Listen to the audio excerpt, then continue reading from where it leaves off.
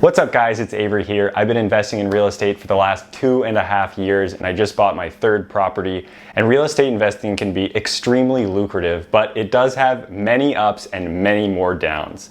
But there's this one program that I've utilized throughout my real estate investing career that pays my entire mortgage.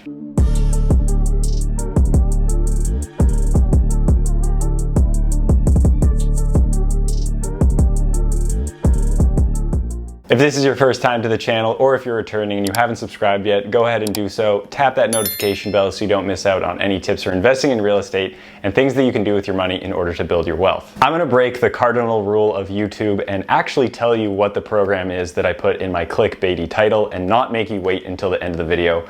But I hope because of this, you'll actually watch the video. So the program that I use that pays my entire mortgage every single month at the first rental property that I've ever purchased is Section 8. And Section 8 is an awesome program. Section 8 is a government assistance program for housing. So people can go apply for housing vouchers from various housing authorities in whatever town or city that they live in, and then they're able to get a certain amount of monthly money from the government to put towards their housing. And you may get 100% of your entire rent each month, or you may get a small portion to help you out to pay rent every single month. And at my first property, I get 100% of my rent from that specific tenant from the government, and it covers $30 over my mortgage, which is absolutely insane and something that I've loved doing. But Section 8 has a really negative connotation and many people aren't interested in it. So I'm making this video to show you how positive Section 8 can be and how good it can be for your real estate investing portfolio. So on the first of every month, not only do I get to wake up next to Mia, but I also get a notification from the bank that I got a direct deposit straight from Joe Biden's pocket. Not really, it comes from the housing authority, but that money does come through the government. And it is really awesome because my mortgage is $2,850 and my tenant's rent is $2,880. So guaranteed every single month, I get $2,880 from the government, and that pays my entire mortgage. So the value of the US dollar may be in question right now because so much of it has been minted in the last few months, but the value of my mortgage note will never increase unless I refinance, and the value of that direct deposit will always cover that mortgage note, which includes paying my principal pay down as well as increasing my equity every single month. So like I said, there are many negative connotations associated with Section 8 tenants, but when I heard about it, I thought it would be the best thing for my real estate investing business, and it has been so far. People often say that Section 8 tenants are going to be dirty, they're not going to respect your things, they're going to be loud, and they're going to be a nuisance for your building. I've had the exact opposite thing happen to me, where my Section 8 tenants are the best. I lived below them, and it was a single mom with a family of 4 children, and they were not loud, they were very respectful, they shoveled the driveway when it snowed, and they took the trash bins in and out. So I only had a positive experience. And to this day, they are my favorite tenants. And I even say that with one of my tenants being my brother. And I'm okay saying that because I know for a fact that my family will not watch this video because they don't watch any of them. There are a number of reasons why I love Section 8, and I'm gonna run through those reasons for you guys right now. But first, do me a favor and smash that like button. The best thing about Section 8 is that you get guaranteed rent. Every single month, you're going to get that direct deposit no matter what is going on in the world. It doesn't matter if there is a pandemic, the government is still going to have money, or they're going to print a lot of it in order for you to get that rent. So that is something that is the best thing about Section 8 investing. And even if your tenant still pays a portion, if something goes on with them, you're still going to get that guaranteed amount from the government every single month, just in case something is going wrong. So even if your tenant is unable to pay any income, you still get some income, or if you're in a state where landlords are not really favored, like the one that I currently live in, and your tenant is going through the process of not paying rent and you're attempting to evict them, at least for that 6 to 9 months of typically how long it can take to evict someone, you're still going to be getting that direct deposit. So that is one of the major reasons why I absolutely loved this program. I knew I was getting direct deposit every single month, as well as there was that safety net of not having to worry about if any money that my tenant was getting was going to be defaulted on or they lost their job. The other great thing, and the one thing that people really don't know, is tenants can lose their housing voucher. It's in their best interest to treat your apartment with respect and be a good tenant like the tenants that you want to have in your apartment, because it takes a lot of time to get those vouchers. They have to apply, they have to hit certain income requirements, and there can be a waiting period for 1 to 2 years before they actually get this voucher. So once they've secured the voucher, it's in their best interest to keep it, and they actually will need that money. So there's no need for them to want to be a bad tenant if they want to keep that voucher, and then you stay happy and they're all happy and the government's totally happy printing more money and giving it to you. The other thing that's awesome is your tenant has a very small to no rental burden. So if something goes wrong in their life, they don't have to be too worried about housing. And if you increase the amount of rent that you're getting from that specific tenant, their rental increase goes up in the same proportion. So if they're paying 0% of the rent, even if you increase the rent, they're still paying 0% of the rent.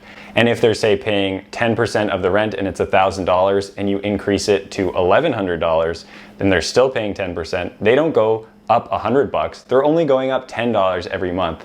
So their increases and the amount of rent that they have to pay each month is very limited compared to a regular market tenant. And the other thing that's the best and typically very true of these Section 8 rentals, and something that helps your real estate business a lot, is there's pretty low vacancy.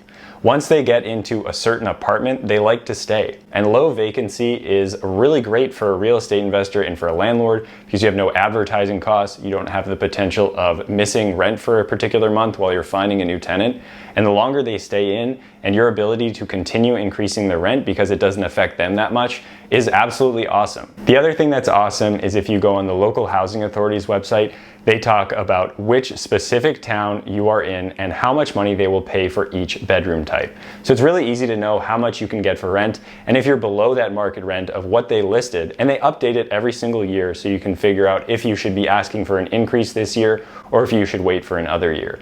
And so that makes it really easy to know how well your property could be performing with that Section 8 tenant versus a market tenant. And the last thing and the best thing, in my opinion, is how comparable rentals are analyzed. So the way comparable rentals are analyzed in Section 8 when the government is trying to figure out how much your apartment is worth is purely based off of two things. And those two things are bedroom count and zip code.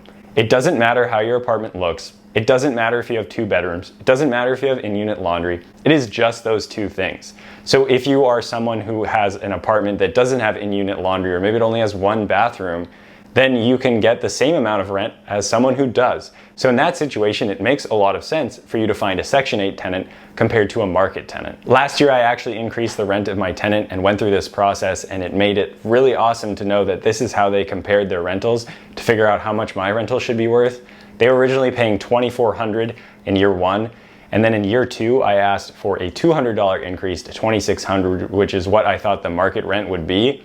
And then Section 8 just said, okay, here's $2,880. I didn't even ask them for that much increase, but they gave me an extra $280, and that was a huge boost to having more cash flow every single month. So yes, there are a lot of positives, but there are some negative things, but they really aren't that bad if you're thinking about all of the awesome things that I just said.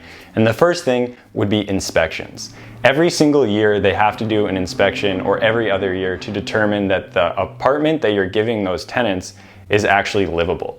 They want to make sure that there's the correct number of outlets, the appliances are working, that the heat is working, that it's in a livable condition, which makes sense since the government is giving you money for them to live in that apartment. They want to make sure that it is a safe and clean place to live. The other thing that I learned recently when I was renting out my apartment, and if you want to know how to list your apartment successfully, check out the video series up here or in the description below, was that you can't have a Section 8 tenant come in without a month of vacancy or without having a vacant unit. So if the housing authority wants to do their inspection, the unit has to be vacant. You couldn't have someone leave on June 30th and get a July 1st Section 8 tenant. You would need to have some time in between for them to do the inspection when no one is living in the current apartment. So I've said a lot of great things about Section 8 tenants, and maybe you're like, get on with the video already, I want to go get some. But the one thing that is difficult for Section 8 is you can't directly market for only Section 8 rentals.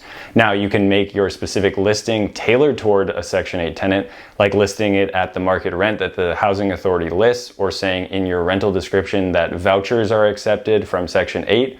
But you can't specifically only look for Section 8 tenants and go to the housing authority and say, this is a Section 8 rental. There's actually no such thing, at least in my jurisdiction, but you can make it so that you market for those type of people. So the last only other bad thing that I've ever experienced is a slow response rate from the housing authority. You are working with the government and a government agency, and they know that they're not paid through billable hours, so they don't work very hard to return your emails, calls, or texts, or whatever it may be. So sometimes it might be a week or two before you hear back from them. So that's legit it. Those are the couple of bad things, and they're mainly only good things that I talk about.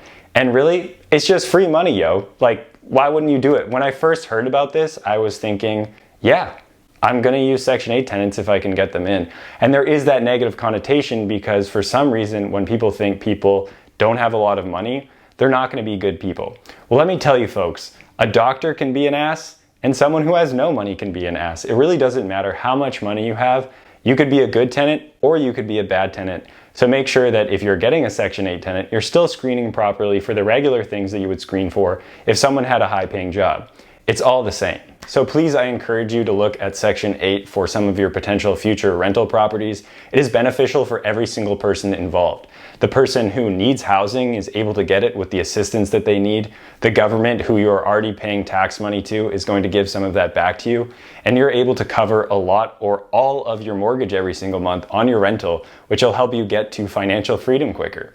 So I hope you guys enjoyed that video, and don't forget to comment, like, subscribe, share with your friends so more people know about Section 8 investing. Thanks for watching and hope to see you guys next time.